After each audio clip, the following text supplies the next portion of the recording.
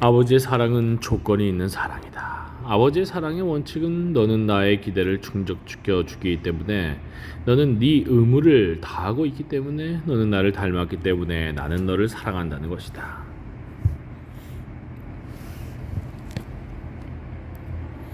아버지의 조건부 사랑에서도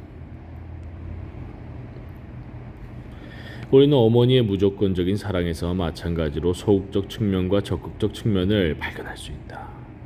보답을 바라기 때문에 기대하는 바를 달성하지 못하면 사랑을 잃게 된다는 사실은 아버지 사랑의 소극적인 측면이다. 아버지의 사랑의 본성에는 복종은 주요한 덕이고 불복종은 중요한 죄라는 사실이 가름되어 있다. 따라서 복종하지 않으면 그 벌로 아버지의 사랑을 잃게 된다. 적극적인 측면도 마찬가지로 중요하다. 아버지의 사랑은 조건부이기 때문에 나는 아버지의 사랑을 얻으려고 무슨 일인가를 알 수 있고 노력할 수도 있다. 아버지의 사랑은 어머니의 사랑처럼 나의 통제를 벗어나 있지는 않다. 어린이에 대한 어머니와 아버지의 태도는 어린 나이 자신의 욕구와 일치한다. 갓난아이에게는 정신적으로나 육체적으로나 어머니의 무조건적인 사랑과 보호가 필요하다.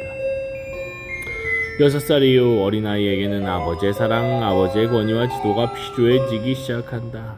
어머니는 어린아이의 생명을 안전하게 지켜주는 기능을 갖고 있고, 아버지는 이 어린아이가 태어난 특별한 사회가 던져주는 문제들을 처리할 수 있도록 어린아이를 가르치고 지도하는 기능을 갖고 있다. 이상적인 경우에 어머니의 사랑은 어린아이의 성장을 방해하거나 무력감을 조장하지 않는다. 어머니는 삶에 대한 신념을 갖고 지나친 걱정을 해서는 안 되며, 어머니의 걱정이 어린 나이에게 전해지게 해서는 안 된다. 어머니는 생의 일부를 어린아이가 독립해서 마침내 그녀에게서 떨어져 나가기를 바라는 소망에 바쳐야 한다. 아버지의 사랑은 원칙과 기대로 인도되어야 한다. 아버지의 사랑은 위협적이고 권위적이기보다는 참을성이 있고 관대해야 한다. 아버지의 사랑은 성장하는 어린 아이에게 능력에 대한 확신을 증대시켜야 하고, 마침내 어린 아이가 자기 자신을 지배하는 권위를 갖고 아버지의 권위에서 떨어져 나가는 것을 허용해야 한다. 결국 성숙한 사람이 되려면 자신의 어머니가 되고 아버지가 되는 단계에 도달하지 않으면 안 된다. 말하자면 그는 어머니다운 그리고 아버지다운 양심을 갖게 되어야 한다. 어머니다운 양심은 어떠한 약행이나 범죄도 너에 대한 나의 사랑, 너의 삶과 행복에 대한 나의 소망을 빼앗지는 못한다 라고 말하고, 아버지다운 양심은 네가 잘못을 저지르면 너는 네 잘못의 결과를 받아들여야만 하고, 내 마음에 들고 싶다면 너는 너의 생활 방식을 크게 바꾸어야 한다고 말한다. 성숙한 사람은 외부에 있는 어머니와 아버지의 모습으로부터 해방되어 내면의 그 모습을 간직한 사람이다. 그러나 프로이트의 초자아 개념과는 달라서 어머니와 아버지를 편입시킴으로써 내면의 그들의 모습을 간직하는 것이 아니라 자기 자신의 사랑의 능력에 어머니다운 양심을 간직하고 자신의 이성과 판단에 아버지다운 양심을 간직함으로써 그렇게 하는 것이다. 더 나아가 성숙한 사람은 어머니다운 양심과 아버지다운 양심이 서로 모순되는 듯이 보이는데도 이러한 두 양심을 모두 가지고 살아간다. 그가 오로지 아버지다운 양심만을 간직한다면 그는 난폭하고 잔인한 사람이 될 것이다. 그가 오로지 어머니다운 양심만을 간직한다면 그는 판단력을 잃기 쉽고 자신이나 다른 사람의 발달을 방해하기 쉽다. 정신적 건강과 성숙의 기반은 어머니 중심의 애착에서 아버지 중심의 애착으로의 이와 같은 발달, 그리고 이러한 애착의 궁극적 종합에 있다. 이러한 발달이 실패하는데 신경증의 근본 원인이 있다. 이 사상을 충분히 전개하는 것은 이 책의 범위를 넘는 일이긴 하지만, 간단히 몇 가지 점을 지적하면 앞에서 한 말을 명백히 하는 데 도움이 될 것이다. 어떤 소년이 애정은 있으나 지나치게 방임하거나 지나치게 간섭을 하는 어머니와 약하고 냉담한 아버지 밑에서 자라났다는 사실은 신경증의 원인이 된다. 이 경우 그는 어릴 때 어머니에 대한 애착에 집착할 것이고, 따라서 어머니에게 의존하고 무력감을 느끼고 수용적 인간, 다시 말하면 받아들이고 보호받고 돌봐주기를 바라는 인간의 특징인 갈망을 갖게 되고, 따라서 아버지다운 성질, 훈련, 독립심, 스스로 삶을 익혀나가는 능력을 갖지 못한 사람으로 발달한다. 그는 누구에게나 때로는 여자에게서 때로는 권위와 권력이 따르는 지위에 있는 남자에게서 어머니를 찾으려고 한다. 한편 어머니가 냉담하고 동정심이 없고 지나치게 간섭한다면 그는 어머니의 보호를 바라는 욕구를 아버지에게 결과적으로 부친상으로 전환하거나 이 경우 결과는 전자의 경우와 같다. 또는 일방적으로 부친지향적인 인간으로 발달해서 법률, 질서, 권위의 원칙에 순종할 뿐 무조건적 사랑을 기대하거나 받아들이는 능력은 갖지 못할 것이다. 이러한 발달은 아버지가 권위주의자이고 동시에 아들에게 강한 애착을 갖는 경우 더욱 강화된다. 이러한 모든 신경증적 발달의 특징은 한 원칙이 어머니다운 것이든 아버지다운 것이든 발달하지 못했거나 또는 이것은 더욱 심각한 신경증적 발달에서 볼 수 있는 일이다. 어머니와 아버지의 역할이 바깥 사람들에 대해서나 그의 내면에서의 이러한 역할에 대해서나 혼동되고 있다는 것이다. 좀 더 검토해 보면 강박신경증 등 신경증의 어떤 유형은 아버지에 대한 일방적인 애착을 토대로 해서 생기고 히스테리나 알코올 중독 자신의 의견을 주장하고 현실적으로 생활에 대처하는 능력이 결여되거나 억압된 또 다른 신경증은 어머니 중심적인 태도에서 생기는 결과임을 알 수 있다. 3. 사랑의 대상.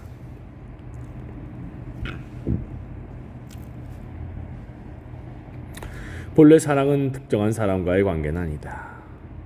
사랑은 한 사람과 사랑의 한 대상과의 관계가 아니라 세계 전체의 관계를 결정하는 태도, 곧 성격의 방향이다. 어떤 사람이 다른 한 사람만을 사랑하고 나머지 동포에게는 무관심하다면 그의 사랑은 사랑이 아니라 공서적 애착이거나 헛되된 이기주의다.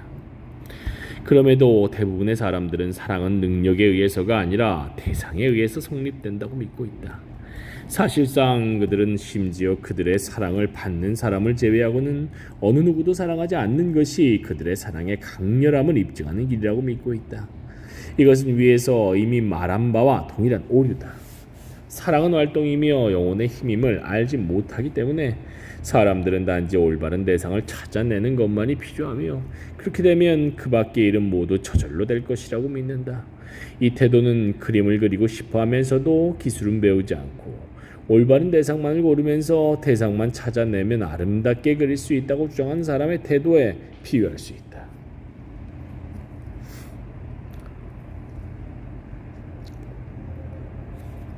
올바른 대상만 찾아내면 아름답게 그릴 수 있다. 만일 내가 참으로 한 사람을 사랑한다면 나는 모든 사람을 사랑하고 세계를 사랑하고 삶을 사랑하게 된다. 만일 내가 어떤 사람에게 나는 당신을 사랑한다고 말할 수 있다면 나는 당신을 통해 모든 사람을 사랑하고 당신을 통해 세계를 사랑하고 당신을 통해 나 자신도 사랑한다고 말할 수 있어야 한다. 그러나 사랑은 한 사람이 아니라 모든 사람과 관계하는 성격의 방향이라고 말하는 것은 사랑받는 대상에 따라 달라지는 여러 가지 사랑의 형태 사이에 차이가 없다는 것을 의미하진 않는다. 형제, 사랑의 모든 형태의 바탕에 놓여있는 가장 기본적인 사랑은 형제이다. 나는 형제라는 말로 책임, 보호, 존경, 다른 사람에 대한 지식, 다른 사람의 생명을 촉진하려는 소망 등을 나타내고 있다. 이것은 성서에서 내 이웃을 내 몸처럼 사랑하라고 말하고 있는 것과 같은 종류의 사랑이다. 형제에는 모든 인간에 대한 사랑이다. 이 사랑의 특색은 배타성이 없다는 것이다. 내가 사랑의 능력을 발달시켜 왔다면 나는 내 형제들을 사랑하지 않을 수 없다. 형제를 통해 사람과의 결합과 인간적 유대와 인간적 일치를 경험한다. 형제에는 우리는 모두 하나라는 경험의 바탕을 두고 있다. 재능, 지능, 지식의 차이는 모든 사람에게 공통된 인간적 핵심의 동일성과 비교하면 무시해도 좋을 정도다.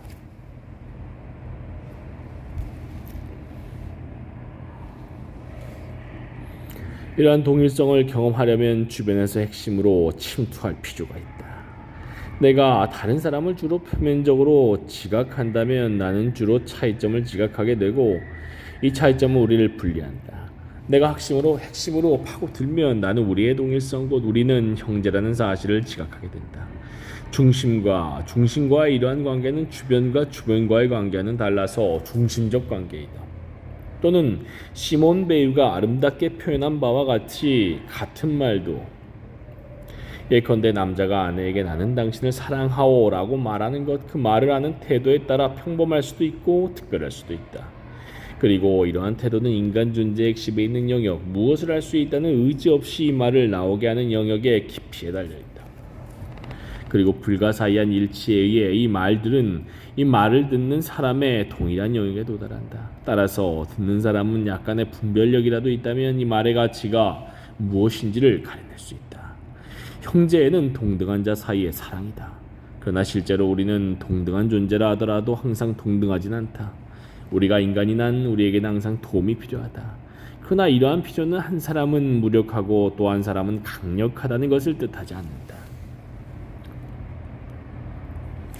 무력 상태는 일시적 상태고 스스로의 발로 서서 걷는 것은 영원하고 공통된 상태다. 그렇지만 무력한 인간에 대한 사랑, 가난한 자와 이방인에 대한 사랑은 형제의 시작이다. 육친을 사랑하는 것은 훌륭한 일이 아니다. 짐승도 새끼를 사랑하고 보호한다. 무력한 자는 그의 생명이 주인에게 달려있기 때문에 주인을 사랑한다. 어린아이는 아버지가 필요하기 때문에 어버이를 사랑한다. 어떤 목적에 이바지하지 않는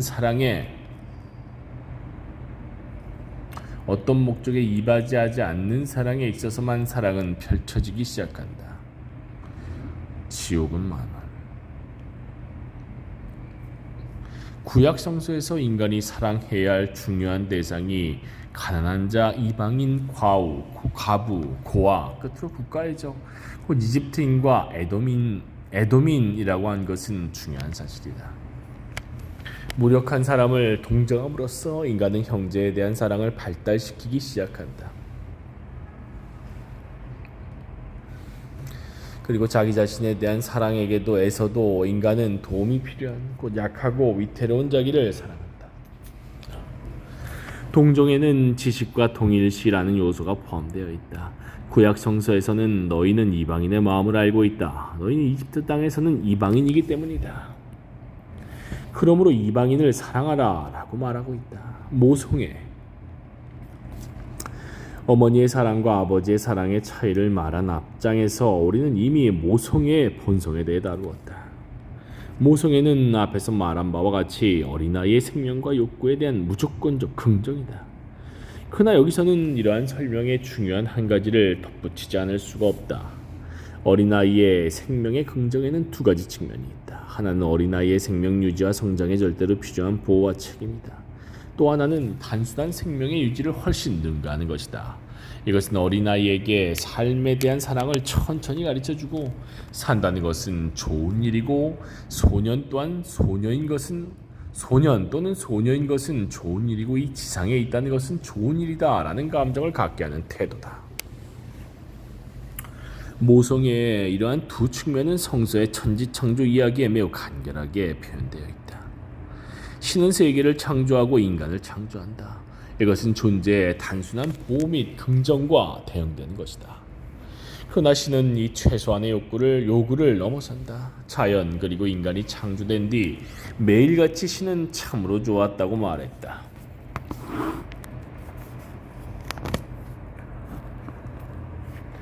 이 두 번째 단계에서 모성애는 어린아이로 하여금 태어난 것은 좋은 일이라고 느끼게 해준다.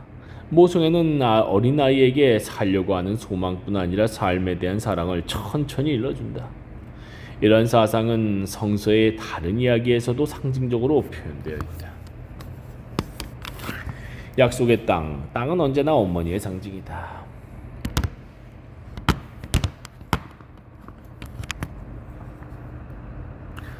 약속의 땅은 젖과 꿀이 넘쳐 흐른다고 묘사하고 있다. 젖은 사랑의 첫 번째 측면, 그 보호와 긍정적 측면의 상징이다.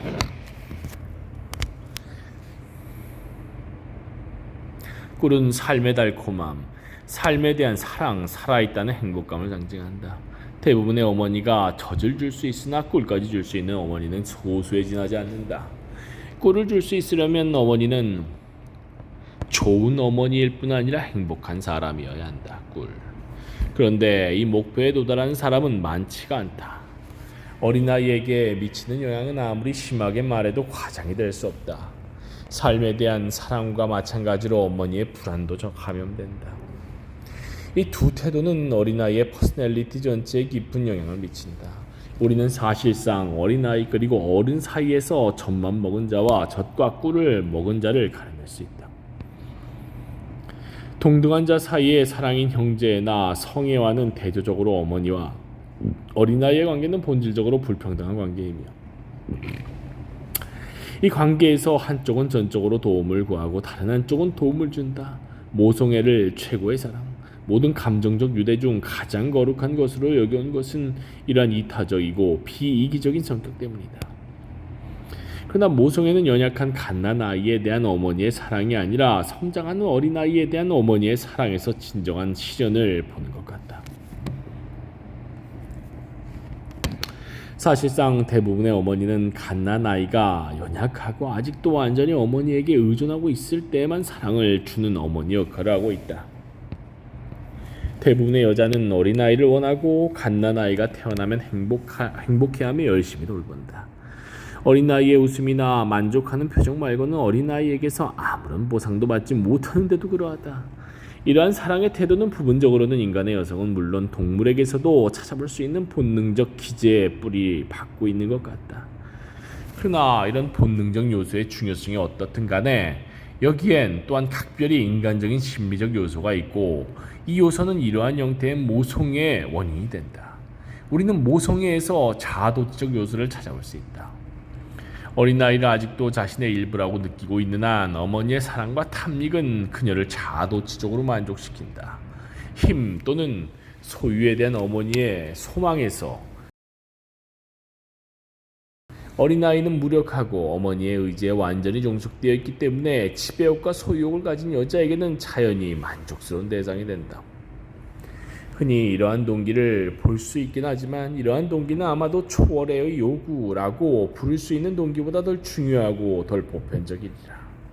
이러한 초월의 요구는 인간은 자기 자신을 알고 있다는 사실, 인간은 피조물로서 만족하지 못하는 사실, 인간은 자기 자신을 컵에서 던져진 주사위로서 받아들일 수는 없다는 사실에 뿌리박고 있는 인간의 가장 기본적인 욕구 가운데 하나다.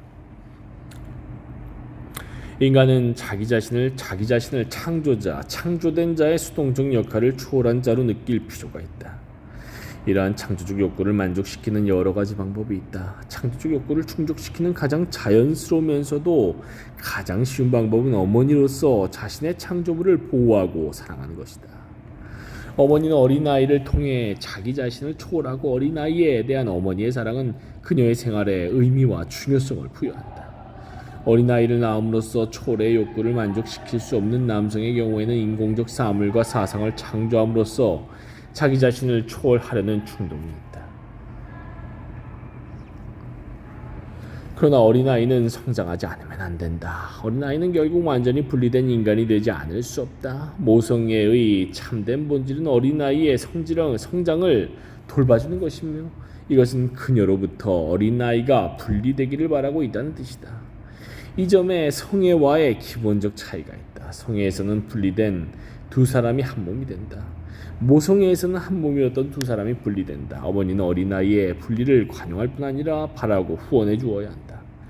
이 단계에서 모성애는 비이기성, 곧 모든 것을 주면서도 사랑하는 자의 행복 말고는 아무것도 바라지 않는 능력을 요구하는 어려운 과업으로 변한다. 또한 이 단계에서 많은 어머니들은 모성애라는 그들의 과업에서 실패를 겪는다. 자아도취적이고 지배욕과 소유욕이 있는 여자는 어린아이가 연약할 때에만 사랑하는 어머니로서 성공할 수 있다. 오직 참으로 사랑할 줄 아는 여자, 받기보다 주는 데서 더 많은 행복을 느끼는 여자, 그녀 자신의 실존에 깊이 뿌리박고 있는 여자만이 어린아이가 분리 과정을 밟고 있는데에도 사랑하는 어머니일 수 있다. 자라나는 어린아이에 대한 어머니의 사랑, 곧 자기 자신을 위해서는 아무것도 바라지 않는 사랑은 아마도 가장 달성하기 어려운 사랑의 형태일 것이며, 어머니가 연약한 어린아이를 사랑하는 것은 쉬운 일이기 때문에 자칫하면 기만적인 것이 되기 쉽다. 그러나 바로 이러한 난점 때문에 여자가 사랑할 수만 있다면, 다시 말해 그녀가 그녀의 남편, 다른 예들, 낯선 사람들, 모든 인간을 사랑할 수만 있다면 여자는 참으로 사랑하는 어머니가 될 수 있다. 이러한 의미의 사랑을 할 수 없는 여자는 어린 아이가 연약한 동안에는 상냥한 어머니일 수 있으나 사랑하는 어머니일 수는 없다. 사랑하는 어머니인가 아닌가를 가리는 시금석은 분리를 견뎌낼 수 있는가, 분리된 다음에도 계속 사랑할 수 있는가 하는 것이다.